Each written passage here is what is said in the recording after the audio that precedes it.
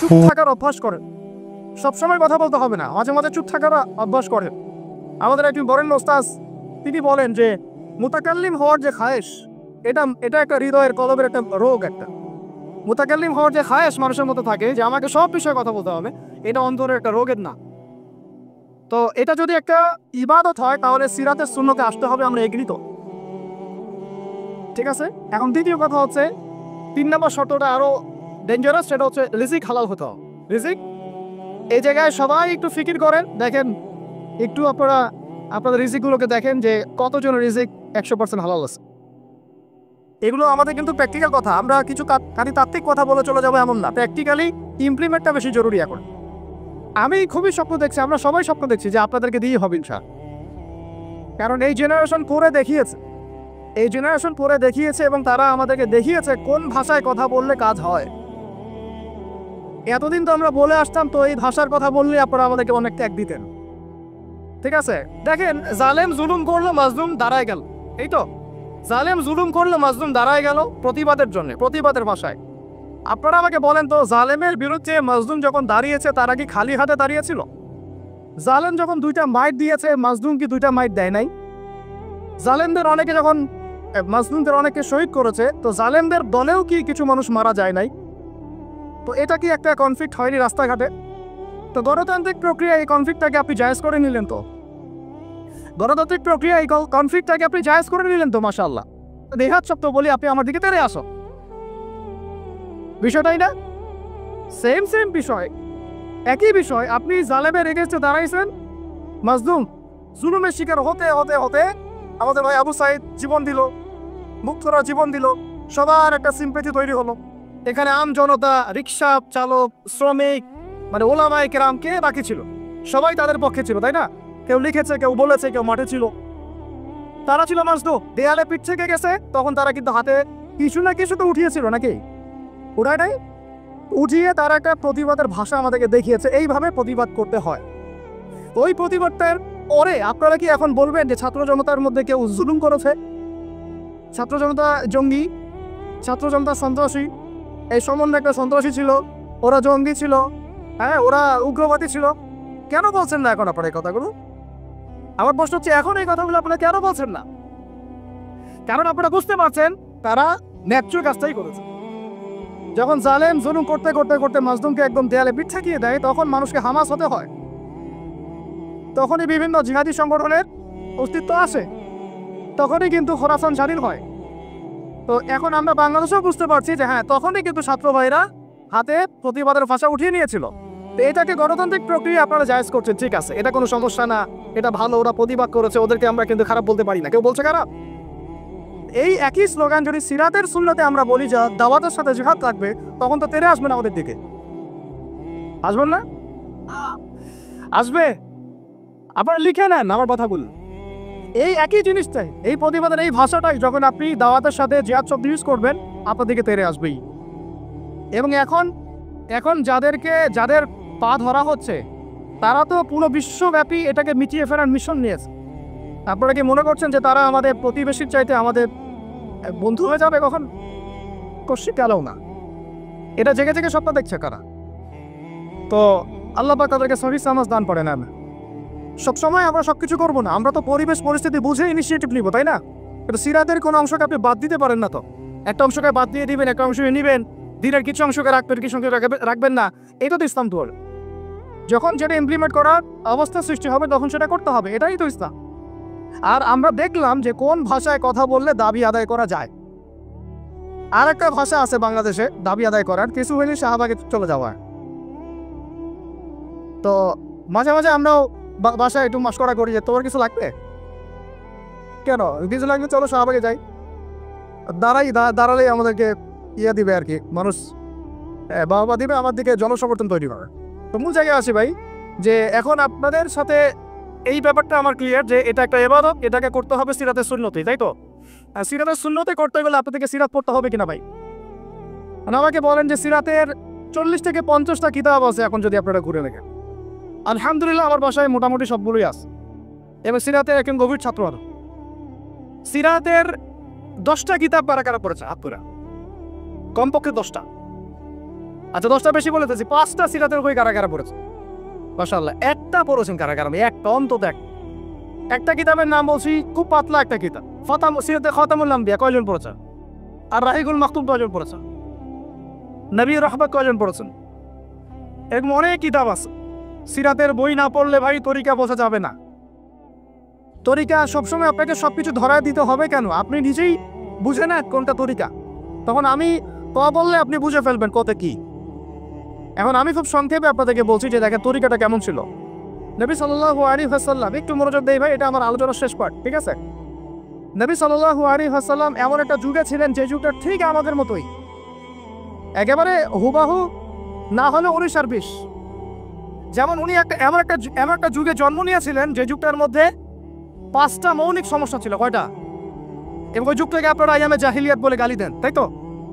এবং সেকুলার রামবামরাও বলে এটা আইয়ামে জাহিলিয়াত। কেন বলি আমরা? কারণ ওই সমাজে শিরক ছিল, কি ছিল?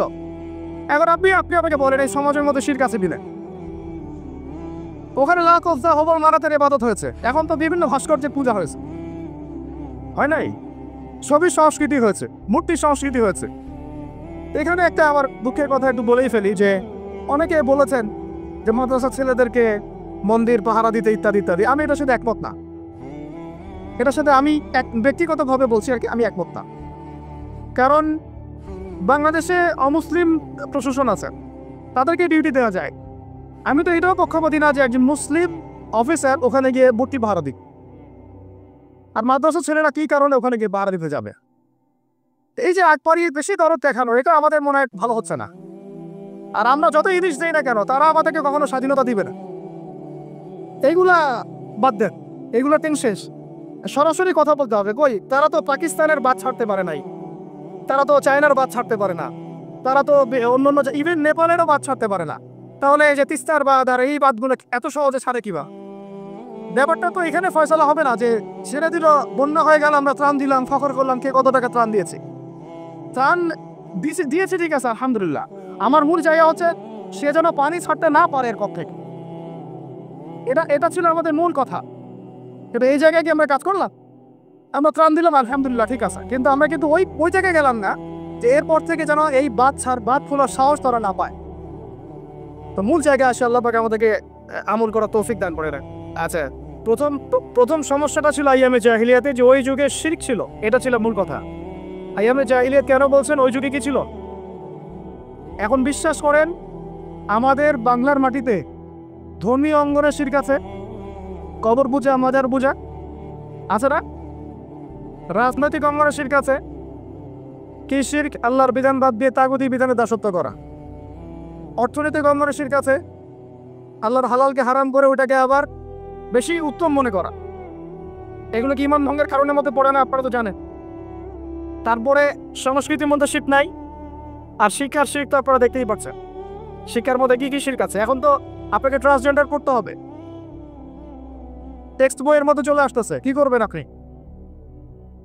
তো প্রত্যেকটা ডিপার্টমেন্ট, আমাদের ডিপার্টমেন্টে কয়টাই? ব্যক্তি জীবন, ধর্মীয় জীবন, পারিবারিক, অর্থনৈতিক, শিক্ষা, সংস্কৃতি, রাজনীতি, প্রত্যেকটা ডিপার্টমেন্টে শিরক আছে বাংলাদেশে। তাহলে আইয়ামে জাহিলিয়াতের ওই শিরক না হয় একটা ধর্মীয় প্রেক্ষাপটে ছিল, এটা তো পুরো একটা গ্লোবাল প্রেক্ষাপটে শিরক হয়ে যাচ্ছে। তাহলে আমরা কি এখন আইয়ামে জাহিলিয়াত থেকে এই সেন্সে মুক্ত হতে পেরেছি? দ্বিতীয় প্রবলেম ছিল রিবা। আইয়ামে জাহিলিয়াতের দ্বিতীয় প্রবলেম রিবা।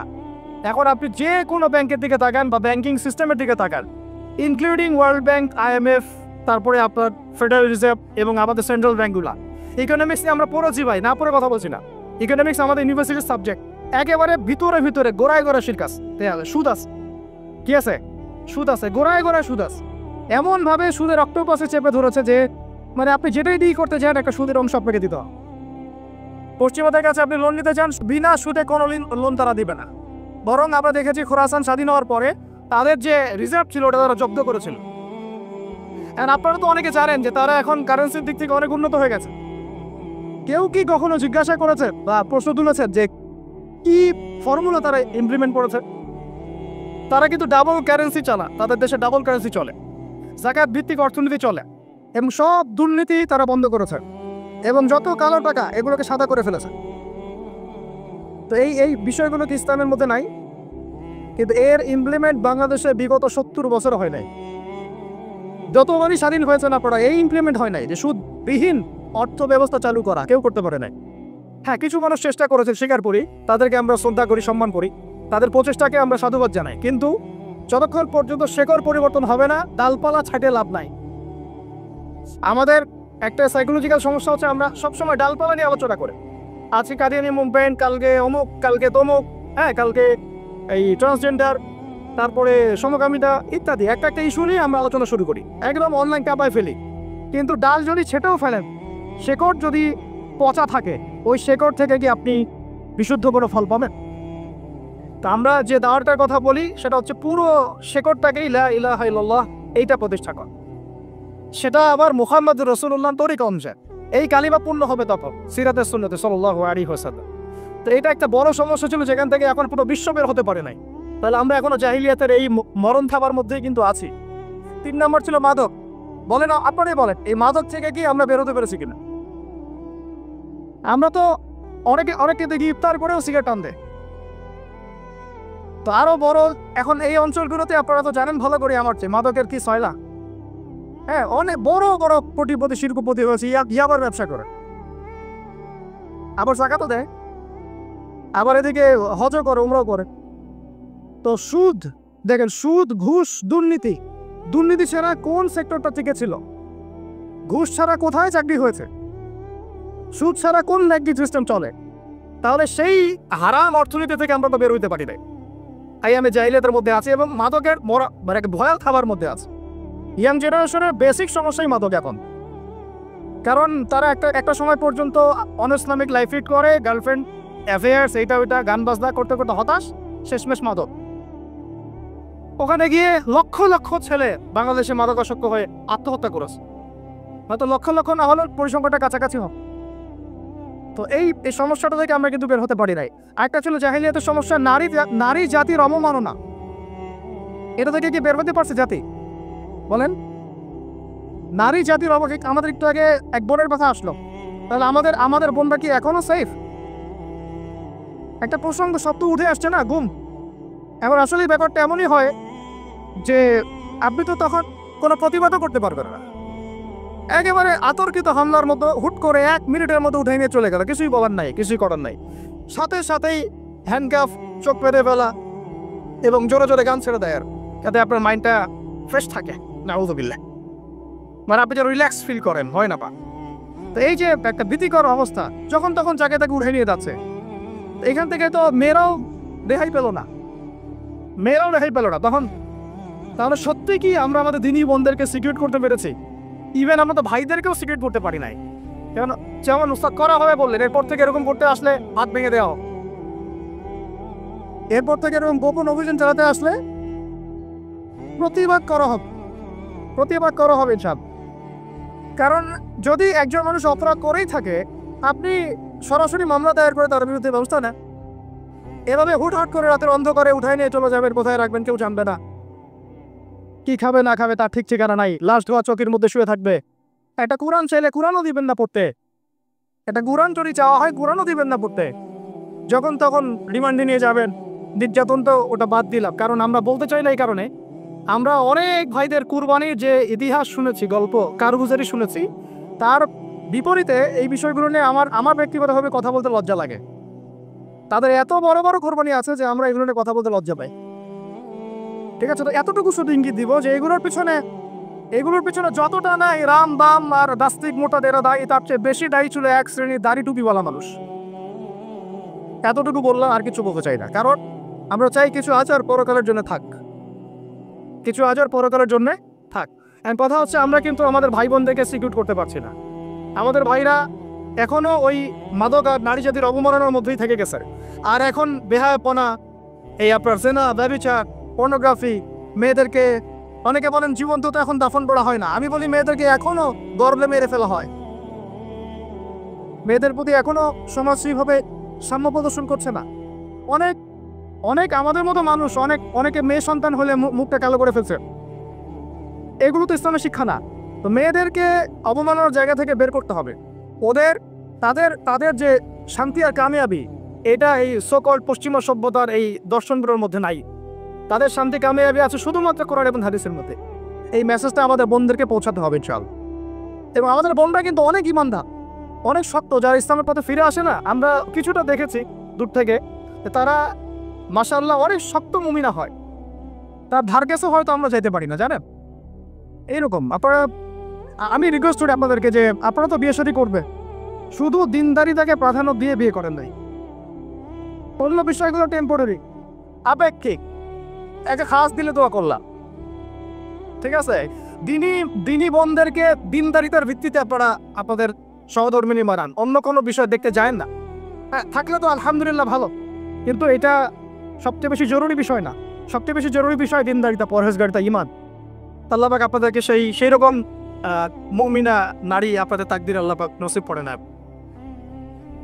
এরকম মুমিনা নারী পাইলে দেখবেন যে একাই সারা দেশ কাঁপায় ফেলবেন। চালু ইতিহাস আছে এগুলোর, আছে তো নাকি? একটু প্রশংসা করলাম, যদি লাইভে দেখে বাসায় গিয়ে ভালো খাওয়া দাওয়া দিবে আর কি। মাঝে মাঝে তো না খেয়ে বেরোইতে হয়, ঠিক আছে। বড় মুশকিল ভাই, এখন আপনারা ঢুকে লাগে লাইফে, তারপরে বুঝবেন ইনশাআল্লাহ, ঠিক আছে। আল্লাহ পাক আপনাদের সবার যেন একটা সালামতির জিন্দগি দান করে। কিন্তু নারীর অবমাননার ওই জাহিলিয়াত থেকে কিন্তু আমরা বের হইতে পারি নাই। আর একটা হচ্ছে, এটাও আরো মারাত্মক, গোত্রীয় হানাহানি ছিল প্রকট আইএমএ জাহিলিয়ায়, ছিল না? গোত্রীয় হানাহানি একদম প্রকট আকারে ধারণ করা ছিল আইএমএ জাহিলিয়াতে। আমাকে বলেন, এইটা এখনকার বিশ্বে বা দেশে কি বাদ হয়েছে কিনা? এখন এটা পলিটিক্যাল হানাহানির রূপ নেয় নাই, বৈশ্বিক হানাহানির রূপ নিছে না? তাহলে ওই যুগে, যে যুগে নবী সাল্লাল্লাহু আলাইহি ওয়াসাল্লামকে আল্লাহ পাক পাঠিয়েছে, সেই যুগে যে জাহিলিয়াতগুলো ছিল, এখন গ্লোবাল পার্সপেক্টিভেই এই জাহিলিয়াতগুলো এখনো আছে, বরং তার চেয়ে আরো বড় মাত্রায় আছে। তখন সুদ ছিল একটা নির্দিষ্ট জায়গায়, এখন ওয়ার্ল্ড ওয়াইড। তখন আপনার জেনা ছিল একটা নির্দিষ্ট জায়গায়, নির্দিষ্ট পরিসরে। এখন পর্নোগ্রাফি দিয়ে একেবারে ফোনে ফোনে। এই ফোনের ওজন কম, কিন্তু কিয়ামতের মাঠে এর ওজন বোঝানো খুব কঠিন হবে। এই ফোনের ওজনটা কম, কিন্তু কিয়ামতের মাঠে এই ফোনের গুনাহের জবাব দেওয়ার যে বিচার, এটা অনেক কঠিন হবে। আল্লাহ পাক আমাদেরকে তাকওয়া অবলম্বন করার তৌফিক দান করেন। বিনা প্রয়োজনে ইউজ করবেন না, আপনার যতটুকু প্রয়োজন এতটুকু। এখন এই জাহিলিয়াতের সমাজে আল্লাহ পাক এমন একজন মহামানবকে পাঠালেন, একটু কনসেন্ট্রেট করেন, এমন একজন মহামানবকে আল্লাহ পাক এই জাহিলিয়াতের সমাজে পাঠালেন, আইএমএ জাহিলিয়াতে, মানে আবু জেহেলের যুগে, যিনি মাত্র 23 বছরের ব্যবধানে, কত বছর? মাত্র 23টা বছর দিন রাত অক্লান্ত পরিশ্রম করে ওই জাহিলিয়াতে পূর্ণ সমাজটাকে একেবারে পুরা ইউটার্ন করে একটা আলোকিত সমাজে প্রতিষ্ঠা করে দিয়ে চলে গেলেন। সুবহানাল্লাহ, কত বছর? তিনি কি প্রথমে একা ছিলেন না দুজন ছিলেন বলেন? আল্লাহ আছেন তার সাথে, ওহী আসছে, এবং তিনি কিন্তু একা একজন দিয়ে দাওয়াত শুরু করেছেন। তিনি মানে হেরা গুহায় কি করতেন? নবী সাল্লাল্লাহু আলাইহি ওয়াসাল্লাম হেরা গুহায় চিন্তা করতেন কিভাবে এই জাহিলিয়াতে পূর্ণ সমাজটাকে পরিবর্তন করা যায়। আল্লাহকে ডাকতেন, আল্লাহ পথ দেখাও, কারণ তিনি তো নবী, আগে থেকেই নবী। তখন আল্লাহ রাব্বুল আলামিন তার কাছে ওহী করলেন। প্রথম ওহীটাই কি আপনারা বলেন? সূরা আলাকের প্রথম 5টা আয়াত, তাই না?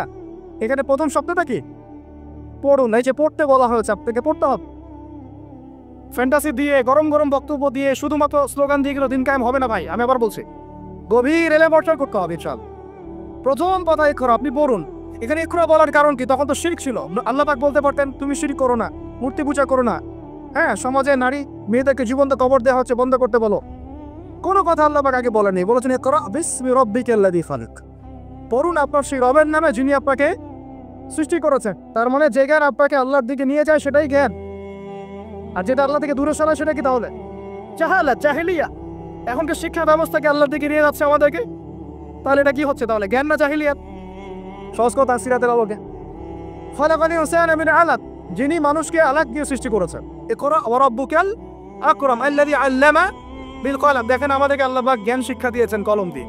ওয়া আল্লামা আদama আসমা কুল্লাহা, আল্লাহ পাক আদম আলাইহিস সালামকে সমস্ত নাম শিক্ষা দিয়েছেন। আমরা সৃষ্টিগতভাবে জ্ঞানী ছিলাম না, আল্লাহ আমাদেরকে জ্ঞান দান করেছেন সুবহানাল্লাহ।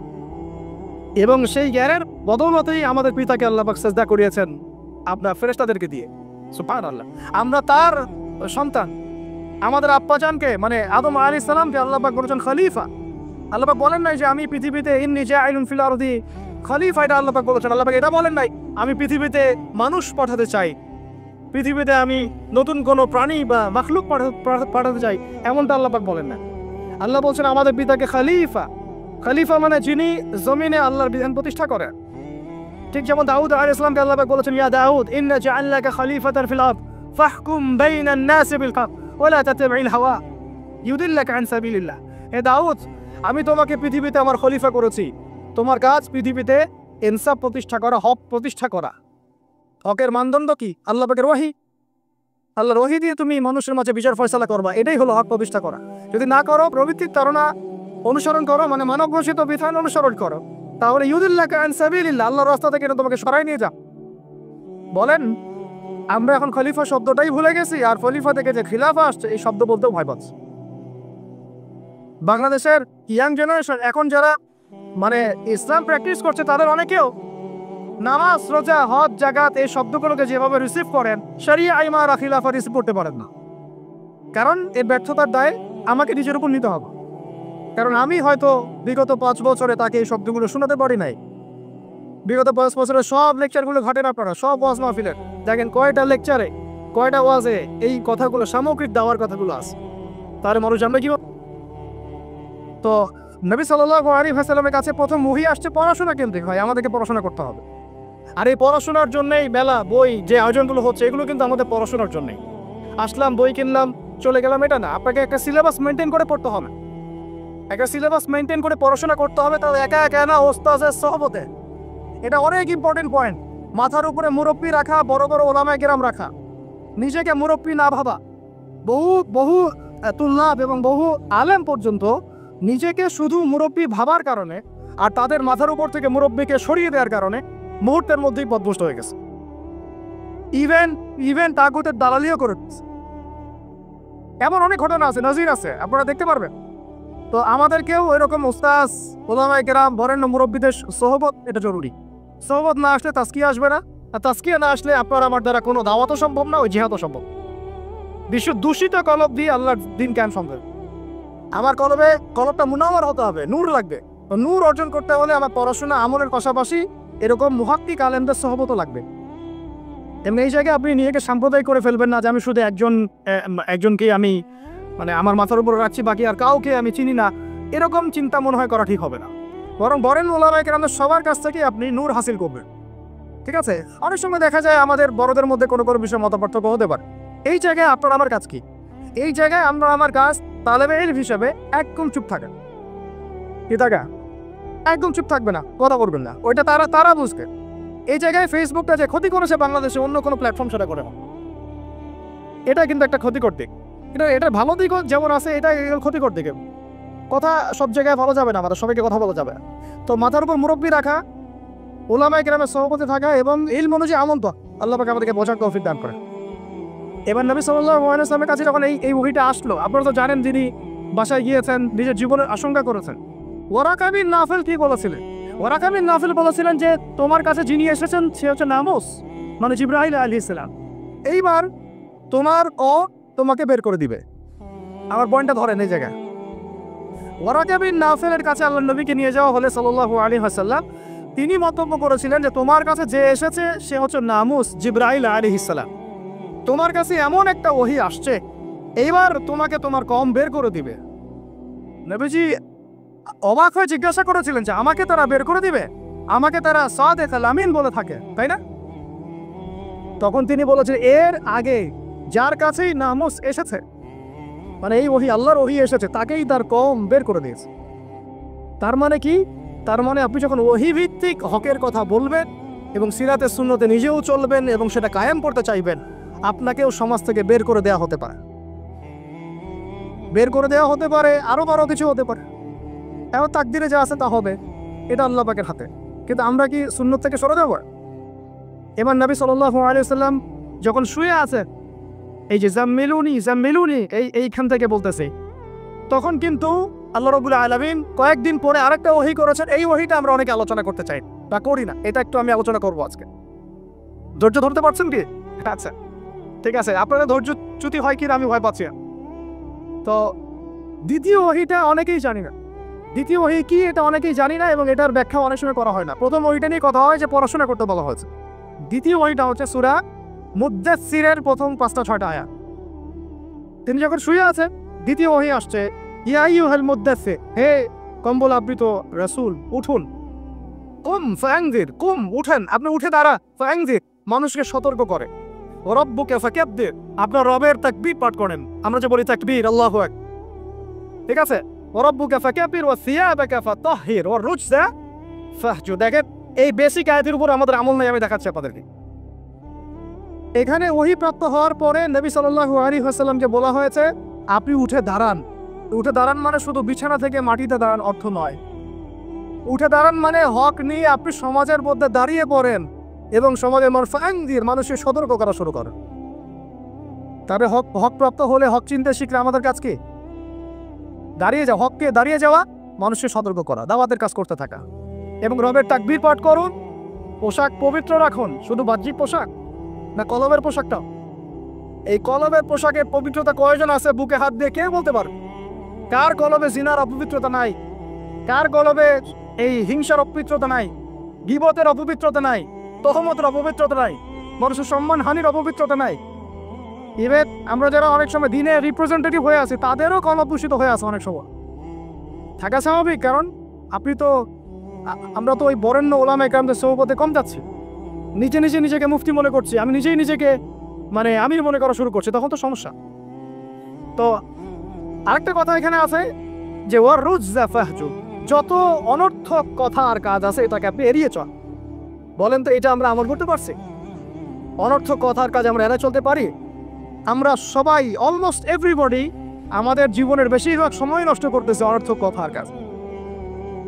ওই সময়টুকু পড়লেও কাজ হতো, তেলাওয়াত করলে কাজ হতো, ওস্তাদদের বয়ান শুনলে কাজ হতো ইত্যাদি। এখন এই ওহীগুলো আসার পরে আমাদের নবী সাল্লাল্লাহু আলাইহি ওয়াসাল্লাম আর বসে থাকলেন না দাঁড়িয়ে গেলেন? এই যে তিনি দাঁড়িয়ে গেলেন একদম 23 বছর, অনবরত দিন রাত, এটাকে আপনি দুই ভাগে ভাগ করে ফেলতে পারেন, একটা মাক্কি যুগ, একটা মাদানী। মাক্কি যুগ কত বছর ছিল? 13 বছর। মাদানী অ্যাপ্রক্সিমেটলি 10 বছর। এই মাক্কি যুগটাকে আপনি আবার 2-3টা ভাগে ভাগ করতে পারেন। একটা ভাগ হচ্ছে প্রথম 3 বছর নবী সাল্লাল্লাহু আলাইহি ওয়াসাল্লাম গোপনে গোপনে দাওয়াত দিয়েছে। কত বছর? আমাদের সমাজে কিন্তু ওই প্রেক্ষাপটটা এখন আর নাই, কারণ দাওয়াতটা প্রচার হয়ে গেছে মাশা। প্রথম 3 বছর তিনি কিন্তু ইন্ডিভিজুয়ালি দাওয়াত দিয়েছেন। আবু বকর সিদ্দিক দাওয়াত কবুল করেছেন, খাদিজা রাদিয়াল্লাহু আনহা, আলী ইবনে আবি তালেব, যায়েদ ইবনে হারেসা, আব্দুল্লাহ বিন মাসউদ, তারপর বেলাল ইবনে রাবা, তারপরে বলে উসমান বিন আফফান, আল্লাহ রাদিয়াল্লাহু আনহু, জুবাইর বিন আওয়াম। এই যে বরেণ্য সাহাবায়ে কেরাম যারা বদর, উহুদ, খন্দক কাঁপিয়ে দিয়েছেন, পরে তারা ইসলাম কবুল করেছেন কখন? এই প্রথম 3-4 বছর। তাহলে আমাদেরকে কিন্তু মানুষ তৈরি করতে হবে। সিরাতের শিক্ষা কি? মানুষ তৈরি করতে হবে। এবং এই দাওয়াতটা কি মুসলিম সমাজে হচ্ছিল না অমুসলিম সমাজে হচ্ছে? বলেন। তাহলে আমরা কিন্তু ইসলামের কথা বলছি। এখন অমুসলিম সমাজে আমরা দাওয়াত দিচ্ছি কতটুকু, এটা ভাবতে হবে না? অমুসলিম থেকে কি আমরা ঠিকমতো দাওয়াত দিচ্ছি? এই যে আপনাদের পার্বত্য অঞ্চলে পুরো জায়গাটা কিন্তু অমুসলিম অধ্যুষিত, আমাদেরকে ওদেরকে দাওয়াত দিতে হবে, ওদেরকে দাওয়াত দিতে হবে। কে জানে তাদের মধ্য থেকে আনসারী সাহাবীর মতো সাহাবীরা হতে পারে, কে জানে তাদের মধ্য থেকে উমর ইবনুল খাত্তাব হতে পারে, আমার যারা যা খেদমত হচ্ছে না তার দ্বারা সেটা হতে পারে। তাই দাওয়াতটা সাম্প্রদায়িক করবো না, দাওয়াতটা আমরা সবার মাঝখানে ছড়াবো ইনশাআল্লাহ। এটা কিন্তু সিরাতের শিক্ষা। তার মানে মুসলিম অমুসলিম সবাইকে দাওয়াত দিব ইনশাআল্লাহ।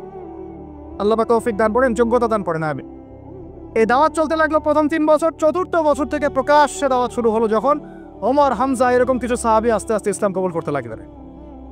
তখন মিছিল শুরু হচ্ছে, মিছিল। ওমর রাদিয়াল্লাহু আনহুর কথা একদম স্পষ্ট যে ইয়া রাসূলুল্লাহ সাল্লাল্লাহু আলাইহি ওয়াসাল্লাম, আলাসনা আলাল হক, আমরা কি হকের উপরে নাই? আলাইসু আলাল বাতিল, তারা কি বাতিলের উপরে নাই? তাহলে আমরা কেন এখন ঘরের ভিতরে নামাজ পড়বো? চলেন আমরা কাবা ঘরে গিয়ে নামাজ পড়ব। ব্যাস, মিছিল করতে করতে কাবা ঘরে যাওয়া হলো, নামাজ পড়া হলো। সুবহানাল্লাহ। ওই উপর থেকে আপনারা হজমরা যারা করেছেন হয়তো দেখছেন, আবু জাহেলের বাড়ি বলে একটা জায়গায় কি, তাই না? ওই টয়লেট বানানোটা আসলে কতটুকু সহি আমি জানি না। ওইখানে পিছনে কিছু পাহাড় আছে, ওই পাহাড়গুলোর উপরে উঠে তখন ওই মশাইটা দেখছিল। আর আবু জাহেল ওই মিছিলে আক্রমণ করার চেষ্টা করেছে, কিন্তু উতবা বিন রাবিআ আসে বলেছিল ভুলেও এই মিছিলে আক্রমণ করো না। ওখানে দেখো 2জন বীর সেনা আছে, ওই যে হামজা, ওই যে ওমর, গেলে একে পিছে ফেলাই দিবে। তো এখন আমরা চাই আমাদের ভাইদের মধ্যে হামজা আর ওমর উঠে আসুক, তখন আরো প্রকাশ্যে কথা হবে। এটা একটা স্ট্র্যাটেজি আর কি। যখন আপনার কাছে শক্তিশালী কিছু মানুষ থাকবে তখন কিন্তু দাওয়াতটাও আরো বড় পরিসরে হয়, এটা স্বাভাবিক। এই জন্য আমরা আমাদের সরকার হোক প্রশাসন হোক, আমাদের অমুসলিম ভাইরা হোক, ইভেন আপনারা যারা আছেন আমাদের দিনী ভাইরা, সবাইকে আমভাবে দাওয়াত দিব যে আপনারা ওমর আর হামজা হয়ে যান, ইসলামের দিকে আসেন, ওমর আর হামজা হয়ে যান ইনশাআল্লাহ। আপনারা আমাদেরকে প্রোটেক্ট করবে। দেখেন আল্লাহ নবী সাল্লাল্লাহু আলাইহি ওয়াসাল্লামকে আমি প্রোটেক্টের কথা বলছি বাহ্যিক অর্থে, প্রোটেকশন তো আল্লাহ পাক দেন।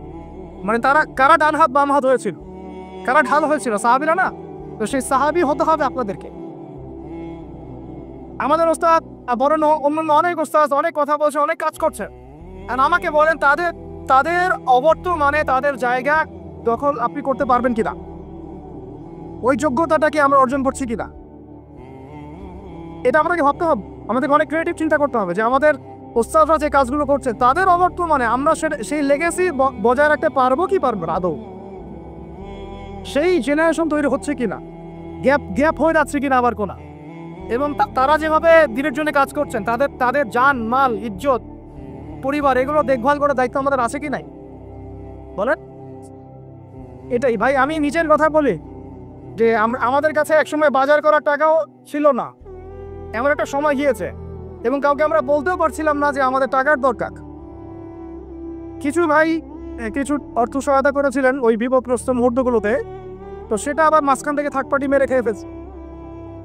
এখন আমি একটা কথা বলি, আমরা দাওয়াতের কাজ করব, আমরা শরিয়ার প্রতিষ্ঠার চেষ্টা করব, ঠিক আছে, ওলামা ইকরামরা করবেন, আপনাদের ঊর্ধ্বতন নেতা যারা তারা করবেন, কিন্তু তাদের জান, তাদের মাল, তাদের পরিবার, তাদের আহাল, তাদের ভরণ পোষণ, এই বিষয়গুলোর দেখার দায়িত্ব কি আমাদের নাই আদৌ? আমরা কি হামজা ওমর আবু বকর হতে পারছি কিনা, এটা আমাদেরকে মাথা রাখতে হবে। এটা আমরা যেন হই, আল্লাহ পাক তৌফিক দান করেন। এবার এই সাহাবীদেরকে নিয়ে নবী সাল্লাল্লাহু আলাইহি ওয়াসাল্লাম দাওয়াত আরো বেগবান করলেন। এবার দাওয়াত যত বেগবান হলো, আবু জাহেল আবু লাহাবদের নির্যাতন তত বাড়তে লাগলো। ঠিক তো কথা?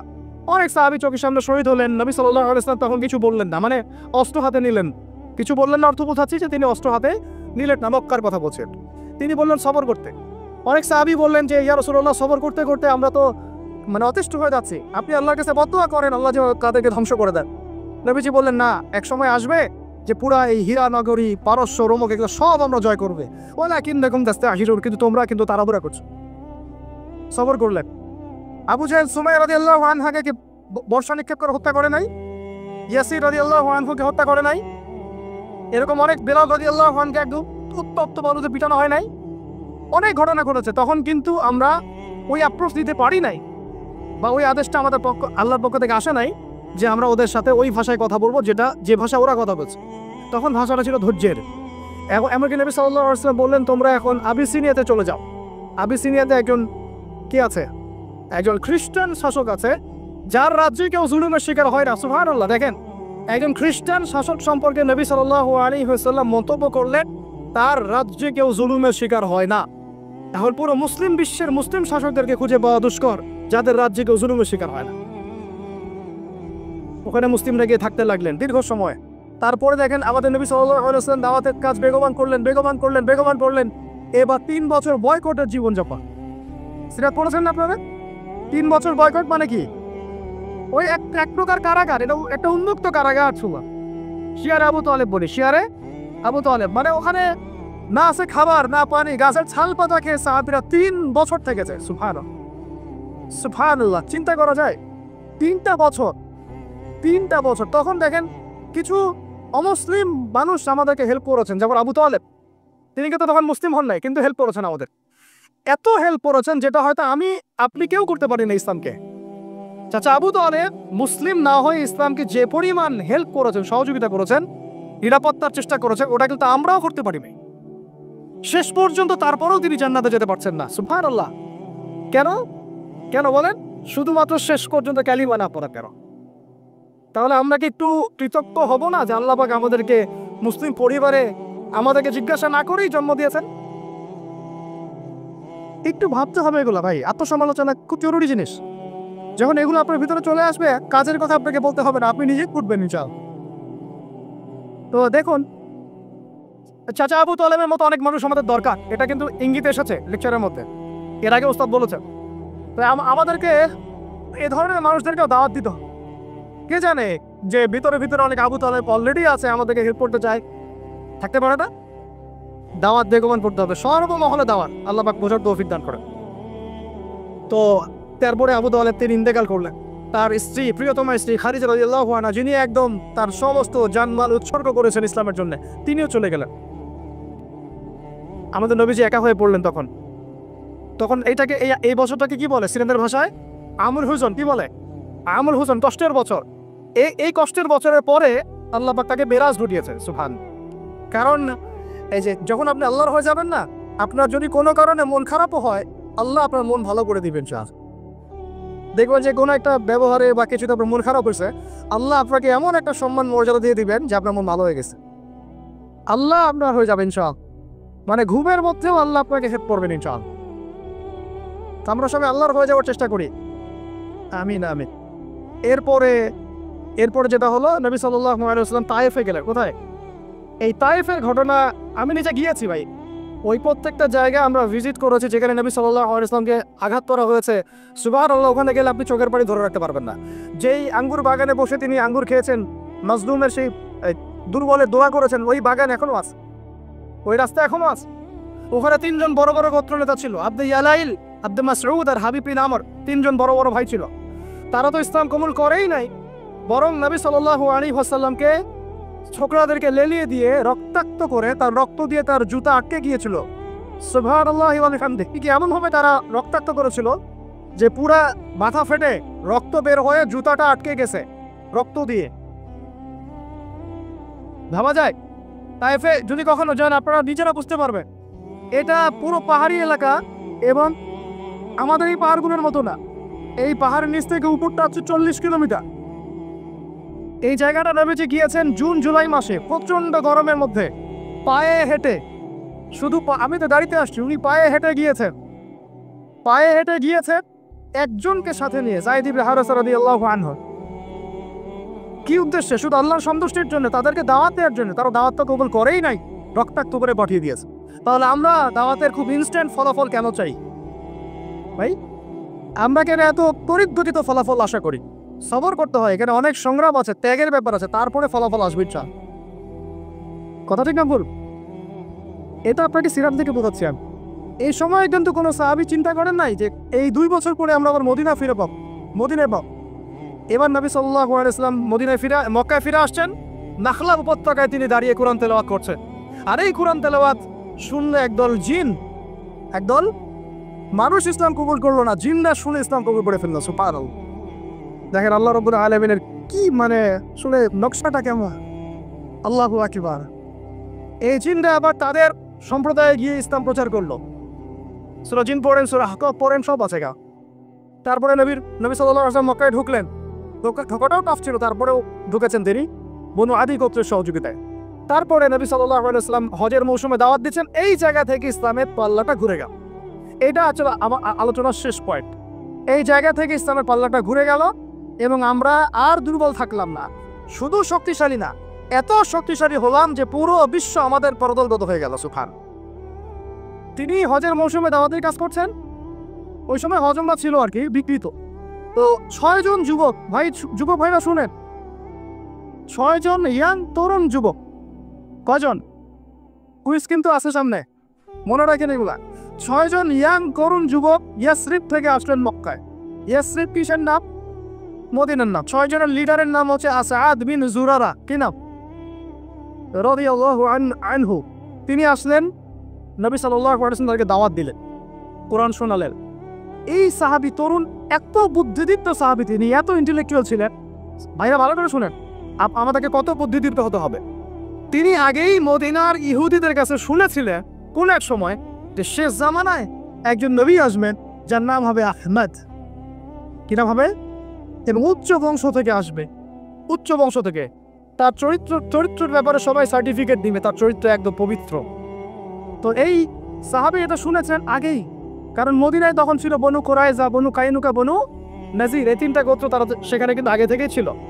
এখানেও প্রশ্ন আছে, তারা আগে থেকে ওখানে কি করছিল? তার আগে থেকে সেখানে শেষ নবীর অপেক্ষাই করছিল। কথা বুঝতে পারছেন? ঠিক যেমন এখন তারা সব জায়গা বাদ দিয়ে ওই ইসরায়েলে, প্যালেস্টাইনে কি করে, বাইতুল মুকাদ্দাসে কি করে, তারা ওদের তথাকথিত মাসিহের অপেক্ষা করতেছে। ঠিক যেমন মদিনায় তারা অপেক্ষা করছিল শেষ নবীর, ওই রকম তারা এখন প্যালেস্টাইন অপেক্ষা করতেছে তাদের তথাকথিত মাসিহ বা ত্রাণকর্তা, যাকে আমরা আমাদের ভাষায় বলি মাসিহুদ দাজ্জাল। বুঝতে পারছেন সবকিছুর লিঙ্কটা কোথায়? তো এখন এই 6 জন সাহাবী যখন এটা জানতেন যে হ্যাঁ একজন নবী আসবেন, শোনা মাত্রই কাল বিলম্ব না করে ইসলাম কবুল করে ফেলবেন। হক পেয়ে গেলে আর কাল বিলম্ব করা যাবে না, চলে আসতে হবে। ঠিক আছে, এগুলো শিক্ষা। তারপরে তারা চলে গিয়ে পরের বছর আরো 6 জনকে নিয়ে আসলেন, মোট 12 জন হলো। আস্তে আস্তে দেখেন আমাদের দিকে পাল্লা করতেছে। এই 12 জন এসে নবী সাল্লাল্লাহু আলাইহি ওয়াসাল্লামকে রিকোয়েস্ট করলেন যে আপনার সাহাবীদের মধ্যে একজনকে পাঠায় দেন যিনি আমাদেরকে মদিনায় দিন শিখান। নবী সাল্লাল্লাহু আলাইহি ওয়াসাল্লাম দেখেন তখন আবু বকর, ওমর, ওসমান, আলী সব সাহাবী ছিলেন। তিনি পাঠালেন এমন একজন সাহাবীকে যাকে ধনী দুলাল বলা হতো, ইসলাম কবুল করার পরে সব ছেড়ে দিয়েছে। সুবহান। মুসআব বিন উমাইর রাদিয়াল্লাহু আনহু। ঈর্ষণীয় জীবন, ঈর্ষণীয় জীবন, মানে সুবহানাল্লাহ। তিনি উহুদের যুদ্ধে শাহাদাত বরণ করেছেন। মুসআব বিন উমাইর রাদিয়াল্লাহু আনহু, এটা পরে আসতেছে। তো তাকে পাঠিয়ে দেওয়া হলো এই যে মদিনায়। এখন আপনি মদিনায় যান, লাখ লাখ মানুষ নামাজ পড়তেছে, এবং এটা মানে প্রায় 1400 বছর থেকে চলে আসতেছে, তাই না? 1400-1500 বছর থেকে এত মানুষ, এত সুন্দর পরিবেশ, এত সুন্দর নামাজ কেরাত, মদিনায় গেলে মনটা ভালো হয়ে যায়। ঠিক আছে, এত সুন্দর রুহানিয়াত একটা। এই মদিনায় ইসলামের দরজাই খুলে গেল মুসআব বিন উমাইর রাদিয়াল্লাহু আনহুর মাধ্যমে। আল্লাহ পাক তাকে কবুল করেছেন। দেখেন, তা আমাদেরকে যুব ভাইদের মধ্যে মুসআব বিন উমাইর বের করতে হবে, তাই না? এটা কি এখন শুধু ফেসবুক স্ক্রল করলেই হবে? না, আমার এলে অর্জন করতে হবে ভাই। ওস্তাদ লাগবে না, মুরব্বী লাগবে না, পড়াশোনা করতে হবে না? পড়াশোনাটা খুব বেশি ইম্পর্টেন্ট। এর পাশে বাকি কাজগুলো আপনি সমন্বয় করে করবেন। তো তিনি দাওয়াতের কাজ করলেন মাত্র 1 বছরে। কত বছর? মাত্র 1 বছরের ব্যবধানে 75টা পরিবার ইসলাম কবুল করেছে। এবং সেখানে সাদ বিন মুআয রাদিয়াল্লাহু আনহুর মতো বড় নেতাও ছিলেন, মানে যার কথার একটা ভ্যালু আছে সমাজে, এরকম বড় বড় সাহাবীও ছিলেন। এবার তারা চলে আসলেন পরের বছর মক্কায়, এসে হাতে হাত রেখে বায়াত করলেন। কি করলেন? আপনারা তো দিন কায়েম করতে চান, তাই না? কার হাতে বায়াত করেছেন? হ্যাঁ, মুরব্বী কে আপনার? প্রশ্ন আছে অনেক। জামাই মারার কথা বলছি না আমরা, এখানে অনেক সুন্নাহ আছে। এখানে আমি এটা ফিকহি মাসালা যেতে যাচ্ছি না, যেটা কতটুকু জায়েজ না জায়েজ বা ফরজ ওয়াজিব সুন্নত মুস্তাহাব, এটা না। দেখেন আমরা দাড়ি কেউ কেটে ফেলি না, ফেটি? হ্যাঁ, আমরা কি দস্তরখানা ছাড়া খাওয়া দাওয়া করি? কেউ করি না, কিন্তু মেসওয়াক সবাই করি। তো এখন আপনি এত এত গুরুত্বের সাথে মেসওয়াক করেন কেন? এত গুরুত্বের সাথে আপনি সুন্নাহগুলো রাখেন কেন? দস্তরখানার ব্যাপারে এত আপনি কেন গুরুত্ব দেন কেন? কারণ প্রত্যেকটা সুন্নাহ আপনি আমল করতে চান, তাই না? দেখেন, কোনো সাহাবী নবী সাল্লাল্লাহু আলাইহি ওয়াসাল্লামের হাতে বায়াত ছাড়া দিন কবুলও করেন নাই, কোনো সারিয়াও বায়াত ছাড়া হয় নাই, কোনো জিহাদও বায়াত ছাড়া হয় নাই, এবং ইমারা ছাড়া রাষ্ট্র হয় নাই। তো অনেক ব্যাপার আছে, এগুলো আপনাদেরকে আস্তে আস্তে বুঝতে হবে। আমি জানি এগুলো একটু মানে টার্মগুলো একটু কঠিন, আস্তে আস্তে আপনারা এগুলো বুঝবেন ইনশাআল্লাহ। আল্লাহ পাক আপনাদেরকে বোঝার তৌফিক দান করুন ইনশাআল্লাহ। দেখেন, ওই বিষয়টা না থাকলে, আল্লাহকে সাক্ষী রেখে যখন সাহাবীরা নবী সাল্লাল্লাহু আলাইহি ওয়াসাল্লামের হাতে হাত রেখে বায়াত করেছেন যে আপনি মদিনায় আসেন, আমরা যেভাবে আমাদের স্ত্রী সন্তানদেরকে নিরাপত্তা দেই, আপনাকেও দেব ইনশাআল্লাহ, আপনার সাহাবীদেরকেও দেব ইনশাআল্লাহ। তারপরে নবীজি বলেছেন যে যদি তোমরা না পারো তাহলে আগেই বলে দাও, ঠিক আছে? এটা যদি না পারো আগেই বলে দাও। তারা বলেছেন যে আমরা আমাদের জান মাল দিয়ে আপনাকে এইভাবে প্রোটেকশন দিব, যেভাবে আমরা আমাদের স্ত্রী সন্তানদেরকে প্রোটেকশন দিয়ে থাকি, নিরাপত্তা দিয়ে থাকি। শুধু একটা প্রশ্ন তারা করেছিলেন যে ফামা লানা ইযা ফাআলনা যালিকা ইয়া রাসূলুল্লাহ, আমরা যদি এই কাজটা করি, আপনাকে এইভাবে আপনি হিজরত করে আসেন, সাহাবীরা হিজরত করে আসে, তাদেরকে নিরাপত্তা দেই, তাহলে আমরা কি পাবো? আমরা, নবীজি বলেছেন আল জান্নাত, তোমরা জান্নাত পাবে। তাহলে এটার উদ্দেশ্যটা বুঝেন, দুনিয়াবি কোনো স্বার্থ তাদের ছিল না, দুনিয়াবি কোনো স্বার্থ তাদের ছিল না। এমনকি মক্কা বিজয়ের পরেও যখন ওই যে হুনাইনের যুদ্ধ হলো, তখন কিছু গনিমত নবী সাল্লাল্লাহু আলাইহি ওয়াসাল্লাম বেশি বেশি দিচ্ছেন নতুন ইসলাম কবুলকারীদেরকে। আনসারী সাহাবীরা একটু চুপচাপ।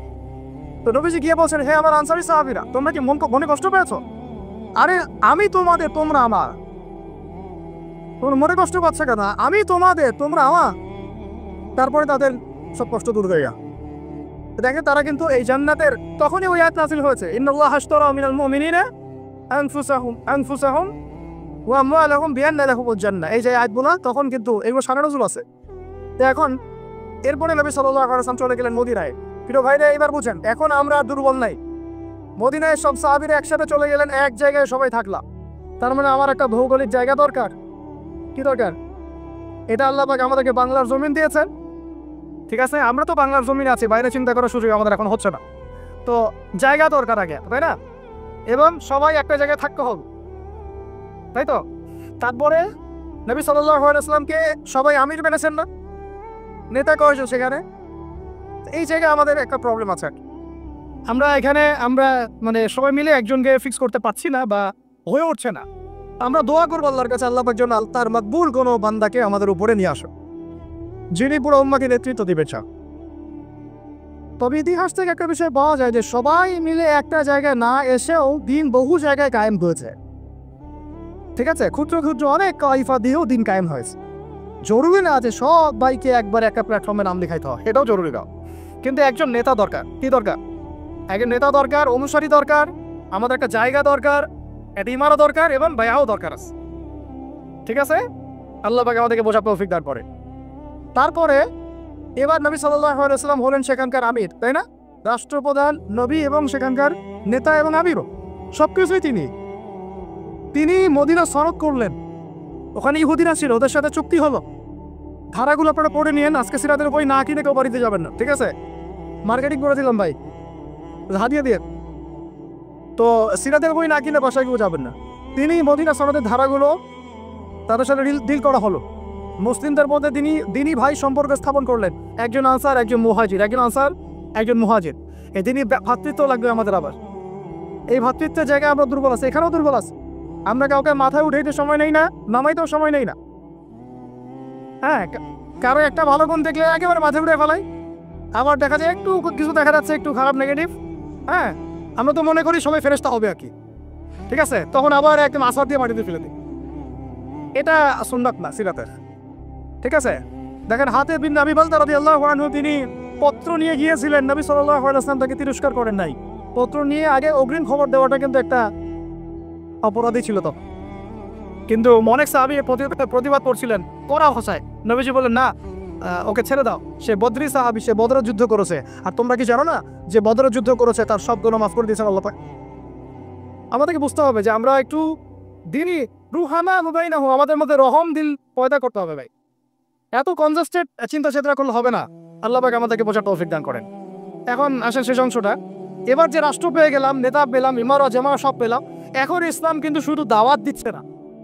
এখন কিন্তু ইসলাম মানে মুসলিমরা শুধু দাওয়াতের মেহনত করছে না, এখন শুরু হলো সারিয়া অভিযান। কি অভিযান? বদর প্রথম যুদ্ধ না, বদরের আগেও বেশ একটা সারিয়া হয়েছে। সারিয়া সাইফিল বাহার, সারিয়া রাগিব, এরকম অনেক সারিয়া হয়েছে। সারিয়া মানে কি? যেই সামরিক অভিযানে আমাদের নবীজি নিজে যান নাই, কোনো সাহাবীকে পাঠিয়েছেন। তাহলে এখন শুধু দাওয়াত চলতেছে না, জিহাদও চলতেছে। এখানে দাওয়াত জিহাদ একসাথে, একে অন্যের পরিপূরক, একজন একটা থেকে একটা আলাদা। কথা কি বুঝতে পারতেছে? তো এখন সারিয়া শুরু হয়ে গেল। সারিয়া হতে হতে হতে এক পর্যায়ে আবু সুফিয়ানের কাফেলাকে নিয়ে কেন্দ্র করে বদরের ব্যাটেল যুদ্ধ হয়ে, এই বদরটাকে আমরা বলি গাজওয়া। কি বলি? গাজওয়া। এটা কিন্তু আকস্মিক হয়ে গেছে, কারণ সাহাবীরা আসছিলেন কাফেলাটা আক্রমণ করতে। তারা তো জানতেন না যে মক্কা থেকে এত সেনাবাহিনী নিয়ে তারা আবার হাজির হবে। তখন নবীজি কিন্তু মাশওয়ারায় বসেছেন যে তোমরা কি বলো, আমরা কি যুদ্ধে যাব, না আমরা মদিনায় ব্যাক করবো, আরো বেশি সৈন্য নিয়ে আসবো? তখন সাদ বিন মুআজ রাদিয়াল্লাহু আনহু বলেছিলেন, ভালো করে শুনেন, এই প্রেক্ষাপটে গেলে আমরাও যেন এরকম বলতে পারি। সাদ বিন মুআজ রাদিয়াল্লাহু আনহু বলেছিলেন, ইয়া রাসূলুল্লাহ সাল্লাল্লাহু আলাইহি ওয়াসাল্লাম, আপনি উদ্বিগ্ন হবেন না আমাদেরকে নিয়ে। আপনি যদি আমাদেরকে উত্তাল সাগরে লাফ দিতে বলেন, আমরা চোখ বন্ধ করে আপনার আদেশ ফলো করে উত্তাল সাগরে লাফ দিব। নবীজির আর কোনো চিন্তা নাই, ঠিক আছে চলো এবার বদরে কি হলো আপনারা তো সবাই জানেন। একেবারে ম্যাসিভ ডিফিট, ওদেরকে আমরা পরাজিত করলাম। ওদেরকে কি করলাম? বন্দী হলো। বন্দীদের সাথে কিন্তু আমরা উগ্র আচরণ করি নাই, মুক্তিপণ নিয়েছি এবং অনেককে পড়াশোনা শিখিয়েছেন, তারা ছেড়ে দেওয়া হয়েছে। এটা মুক্তিপণ ছিল, পড়াশোনা শেখানো। একটা বিষয় এখানে টাচ করি যে দেখেন, আমরা বাংলাদেশের মাটিতে কিন্তু মক্কা বিজয় করি নাই। আমরা যা হয়েছে বাংলাদেশে, এটা কিন্তু মক্কা বিজয় হয় না। তো এমন হবে আমরা ক্ষমা ঘোষণা করা শুরু করলাম, মনে হচ্ছে আমরা যেন মক্কা বিজয় করে ফেলছি। আরে এটা অধিকার নেই বা আপনারা এককভাবে কোত্থেকে পাচ্ছেন? কারণ যারা যারা অপরাধী তারা তো এখনো অপরাধী, বিভিন্ন জায়গায় আছে। কেউ পালাই গেছে, কেউ আরো লাক্সারিয়াস লাইফ লিড করতেছে, এক একজনের আমল নামায় যে 100 জনকে ইনকাউন্টারের পাপ লেখা আছে, এটা আপনি ক্ষমা ঘোষণা করতে যাচ্ছেন কেন? তো কেসাস আপনার কর্ম কোথায়? কেসাসটা হবে কিভাবে? দেখেন, বদরের যুদ্ধে বন্দীদেরকে কিন্তু ক্ষমা করা হয়েছে এবং কি করা হয়েছে, গনিমত পাওয়া গেছে, তাদেরকে আমরা মুক্তিপণ্যে ছেড়েছি অনেককে, তাই না? অনেকে পড়াশোনা শিখিয়েছেন, ছেড়ে দেওয়া হয়েছে। কিন্তু ওমর রাদিয়াল্লাহু আনহু সেই স্টেটমেন্টটা আপনাদেরকে মনে রাখতে হবে। ওমর রাদিয়াল্লাহু আনহু তার পক্ষে ছিলেন বলেন, তিনি ছিলেন এই পক্ষে যে ইয়া রাসূলুল্লাহ এই সবগুলোকেই একবারে গর্দান নামায় দেন, যদি এরা থাকে তাহলে আরো ঝামেলা করবে ভবিষ্যৎ। এটা কার স্টেটমেন্ট ছিল? আচ্ছা, কোরআন নিয়ে আপনি গবেষণা করে আমাকে আপনারাই বললেন তো যে আল্লাহ রাব্বুল আলামিন এই স্টেটমেন্টটার প্রশংসা করেছিলেন না নিন্দা করেছেন? যে আল্লাহ রাব্বুল আলামিন পরবর্তীতে কিন্তু শিথিল আয়াত আসছে সূরা আনফাল পরে, কিন্তু আল্লাহ পাক কিন্তু কিছুটা ধমকের সুরেও কথা বলেছে, তোমরা দুনিয়া প্রত্যাশা করছো, আপনারা পড়ে দেখেন। তো এখন আর আমরা তো এখানে কোনো মক্কা বিজয় করিই নাই, তাহলে এগুলোর বিচার হবে কবে? আমরা দেখবো, আমরা এটা দেখার অপেক্ষা আছি আবু সাইদের কেসাস কবে হয়। আমরা দেখবো যে মুগ্ধদের কেসাস কবে হয়। তারা হত্যার বিচার শব্দ শুনতে চায়, কেসাস শব্দ নিতে পারে না। কি আশ্চর্য কথা! তাহলে আপনাদের সাথে আমাদের আদর্শের কত পার্থক্য দেখো। এই সিস্টেমগুলোতে, গণতান্ত্রিক এই মানবরচিত আইনের সিস্টেমগুলোতে বাদী মরে যায়, বিবাদীও মরে যায়, মামলা মরে না। ইসলামিক কেসাসে এত সময় নাই। কয়দিন আগে সৌদি আরবে একটা ঘটনা করছেন, আপনি দেখেন নাই? যে চাচাতো ভাইরে কিভাবে জানি মেরে ফেলছে, কেসাস কই লাগো শেষ পুঁজি। এটা একটা অকাট্য বিধান। যাই হোক, এরপরে এই গাজওয়া, এই সারিয়া এবং গাজওয়াগুলো শুরু হলো। বদরের জয়লাভের পরে পুরো বিশ্বের বুকে একটা শক্তি দাঁড়ায় গেল, যে তারা দেখিয়ে দিয়েছে যে অল্প সংখ্যক মানুষ নিয়েও একটা বড় শক্তির সাথে যুদ্ধ করে জয়লাভ করা যায়। পুরো বিশ্বে দাওয়ানটা আরো ছড়িয়ে পড়তে লাগলো, আরবের বাইরে ছড়িয়ে পড়তে লাগলো। এবার ওরা উহুদের মাঠে আসলো আরো বড় শক্তি নিয়ে। ওই যুদ্ধে আমরা প্রায় জিতে গিয়েছিলাম, এটা বিস্তারিত বলছেন, আপনারা পড়েন। প্রায় জিতে গিয়েছিলাম, কেন? সাময়িক বিপর্যয় হলো। কয়টা আদেশ ভাই? একটা আদেশ অমান্য করার কারণে সাময়িক বিপর্যয়ে পড়লাম, একটা আদেশ। আর আমরা তো ওলামায়ে কেরামদের কথা শুনতেই চাই না, অনেক মানতেই চাই না, পরামর্শ নিতেই চাই না। তো নেতা মানলে সেইভাবে মানতে হবে ভাই। সামি'না ওয়া আতা'না, সামি'না ওয়া আতা'না। সাহাবীরা কি ভুল তাদের কি কোনো গলত উদ্দেশ্য ছিল? শুধু আল হানিমা বলেছেন, বাস। খালিদ বিন ওয়ালিদ রাদিয়াল্লাহু আনহু পিছন দিক থেকে এসে ওদের মাঠে গেলে আপনাদেরকে বুঝাতে পারবো দাঁড়ায় যে কোন দিক দিয়ে কারা এসেছিল। ওটা আমরা স্টাডি করেছি এই গত বছর সেশন দুটাতে। এটা নিয়ে আমরা কিছু কাজ করছি সিরাপ নিয়ে। তো ওইখানে অনেকে ভুল ধারণা করেন যে আগে মনে হয় মুসলিমরা ওই মাঠে এসেছে, পরে কাফেররা আসছে। আসলে এমন না, আগে কাফেররাই আসছিল, মুসলিমরা পিছন দিক থেকে আসতো। তো ওখানে অনেক ব্যাপার আছে, ওটা পরে বলবেন ইনশাআল্লাহ। তো এই যুদ্ধে আমরা কিন্তু প্রায় জিতেই গিয়েছিলাম। পরাজয় কেন হলো? একটা শুধু আদেশ অমান্য করার। আমি এটাকে পরাজয় বলবো না, এটাকে বলবো কি, সাময়িক একটা বিপর্যয়। আল্লাহ পাক আমাদেরকে একটা শিক্ষা দিলেন, এটা আমাদের জন্য যেন খায়ের হয়, কল্যাণ হয়। এর পরের বছর এবং এই যুদ্ধে তো বরেণ্য অনেক সাহাবায়ে কেরাম শাহাদত বরণ করলেন, প্রায় 70 জন। তারপরে খন্দক, এটা ছিল সবচেয়ে বড় ফোর্স ওদের। এখানে মুশরিকরা ছিল, ইহুদিরা ভিতর থেকে ষড়যন্ত্র করছে, বনু কুরাইজা, বনু গাতাফান ছিল। সবার সম্মিলিত বাহিনীর সাথে নবী সাল্লাল্লাহু আলাইহি ওয়াসাল্লাম যুদ্ধ করেছেন। আপনারা অনেকে জানেন না, এই যুদ্ধে নবী সাল্লাল্লাহু আলাইহি ওয়াসাল্লাম প্রায় 25 থেকে 28 দিন একটা পাহাড়ের গুহায় রাতের বেলা আত্মগোপনে থাকতেন। ওই পাহাড়ের সেই গুহায় আমরাও গিয়েছি, ওখানে নামাজও করেছেন। ওইখানে নবী সাল্লাল্লাহু আলাইহি ওয়াসাল্লাম নামাজ পড়তেন। এক সময় যে অজুর পানি পাওয়া যাচ্ছিল না, তিনি আল্লাহর কাছে দোয়া করেন, ওখানে অজুর পানির ব্যবস্থা আল্লাহ পাক করে দেন। তো যাই হোক, খন্দকের এই ঘটনাটার পরে খন্দকের যুদ্ধে আমরা জিতেছি না হেরেছি বলেন? এটাতে এমন একটা প্রযুক্তি দেখানো হয়েছে যেটা আরব কখনো দেখে নাই এর আগে। তো এটাতে তারা কোনো সুবিধা করতে পারে নাই, অবরোধ করে রেখেছিল। পরে এরা চলে যায়, আল্লাহ পাক আযাব পাঠান, ধূলিঝড় পাঠান, ফেরেশতা পাঠিয়ে দেন।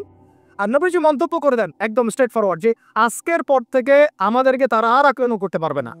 আজকের পর থেকে আমরাই হব কি বিজয়ী এবং এগ্রেসিভ। এরপর থেকে ইসলামের প্রত্যেকটা জিহাদ এবং সারিয়া দেখবেন আগে আক্রমণ করা হয়েছে। গিয়েছি, ইসলাম কবুল করবে কিনা, করলে ভালো কথা, না করলে জিজিয়া না দিলে যুদ্ধ হয়েছে। আমি সিরাত স্টাডি করে দেখেছি ভাই, না বলে বলছি না। এই 8 বছরে, মদিনার 8টা বছরে নবী সাল্লাল্লাহু আলাইহি ওয়াসাল্লাম প্রতি 1 থেকে 2 মাসে একটা করে যুদ্ধ করেছে। বুঝতে পারলাম? মদিনা মাদানী জীবনের এই 8 বছরে নবী সাল্লাল্লাহু আলাইহি ওয়াসাল্লাম প্রতি 1 থেকে 1.5 মাসে একটা করে গাজওয়া বা সারিয়া করেছে। প্রায় 85 থেকে 90টা তিনি নিজে নেতৃত্ব দিয়েছেন সুবহানাল্লাহ। তাহলে এই সুন্নাত তো আমাদের বললেই এখন সমস্যা করে হয়। এটা তো সিরাতের একটা গুরুত্বপূর্ণ অংশ। এখন মদিনা রাষ্ট্রটার এই হালতে নবী সাল্লাল্লাহু আলাইহি ওয়াসাল্লাম যখন স্বপ্ন দেখলেন তিনি কাবা তাওয়াফ করছেন, তারা গেলেন, ওরা বাধা দিল। আচ্ছা, হুদাইবিয়া বায়াত হলো, হুদাইবিয়াতে বায়াত হলো 1400 সাহাবীকে নিয়ে, ওসমানকে যদি হত্যা করে আমরা আক্রমণ করব। ওসমান রাদিয়াল্লাহু আনহুকে ছেড়ে দেওয়া হলো এবং আক্রমণ আর করা হলো না।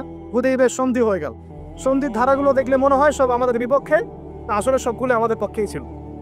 10 বছর আমরা কোনো সংঘর্ষে যাব না, এর মানে কি জানেন? মানে হচ্ছে 10 বছর আমরা বড় শত্রুকে আটকাই দিলাম। যে একটু আগে আমাদের ওস্তাদজি বলেছেন একটা কথা, শুধুমাত্র এক কেন্দ্রিক চিন্তা না, একটা ডিপ্লোম্যাটিক চিন্তা করাও সুন্নাহ। এটাকে আমরা বলি স্ট্র্যাটেজিক সুন্নাহ। যে 10 বছর বড় শত্রুর সাথে আমার যুদ্ধ নাই, তার মানে বাকি সব ছোট ছোট শত্রুগুলোকে আমি সাইজ করার সময় পেয়ে গেলাম। ঠিক এই কারণেই হুদাইবিয়ার সন্ধি থেকে ফিরেই নবী সাল্লাল্লাহু আলাইহি ওয়াসাল্লাম খায়বার আক্রমণ করেছেন। ইহুদিদেরকে একদম সমূলে উৎপাটিত করা হয়েছে, কারণ ইহুদিদেরকে এবার আর মুশরিকরা সহযোগিতা করতে পারবে। এই কারণে এবার খায়বার বিজয় হলো। হুদাইবিয়ার সন্ধি তো হয়ে আছে। হুদাইবিয়ার সন্ধির পর, খায়বার বিজয়ের পরে মাত্র 1 থেকে 2 বছরের মধ্যেই এই চুক্তির লঙ্ঘন হয়। নবী সাল্লাল্লাহু আলাইহি ওয়াসাল্লাম একদম পুরো 10,000 সাহাবী নিয়ে মক্কা আক্রমণ করল। এবং এইবার তো পুরো মক্কা তো বিজয় হলোই হলো। তখন জাআল হক ওয়া যাকাল বাতিল ইন্নাল বাতিলা কানা যাহুকা আয়াত পড়ছেন আর মূর্তি ভাঙছেন, মূর্তি ভাঙছেন, পুরা মক্কা পবিত্র হয়ে গেল। এখন আমি এক কনক্লুশনে এসে যেটা বলতে চাই, এর মাঝখানে মোতার যুদ্ধ হয়েছে, ঠিক এরপরে আবার হুনাইন হয়েছে, তাবুক হয়েছে ইত্যাদি, আপনারা পড়ে নেবেন। এটা আমি আলোচনা যেতে যাচ্ছি না, সময় নেই আমার হাতে। মূল কথাটা হচ্ছে, দেখুন, মক্কা বিজয়ের আগে নবী সাল্লাল্লাহু আলাইহি ওয়াসাল্লাম পররাষ্ট্র নীতি অ্যাপ্লাই করেছেন, রাজা বাদশাদেরকেও দাওয়াত দিয়েছেন। আর মক্কা বিজয়ের পরে আরবের ওই যে জাহিলি যুগের যে জাহিলিয়াতগুলা, এর একটা জাহিলিয়াত আপনার খুঁজে পাবেন। ভালো করে খেয়াল করে দেখেন, আজকে থেকে এই মক্কার থেকে 23 বছর আগে যে মক্কায় তিনি দাওয়াতের কাজ শুরু করেছিলেন, 23 বছর পর সেই মক্কায় ওই একটা জাহিলিয়াত কি আর বাকি থাকলো? কোনো শিরক আছে এই মক্কায়? এই নতুন মক্কায় কোনো শিরক আছে? তাহলে এখন আপনি যে বলছেন নতুন বাংলাদেশ, তা আপনি আগের বাংলাদেশ এই বাংলাদেশ মিলাই দেখেন আসলেই কি আছে আর কি নাই, বুঝতে পারলাম না। তাই আমরা যেন স্রোতে গাওয়া না ভাসাই, স্রোতে গাওয়া ভাসানো ঠিক পাবে না।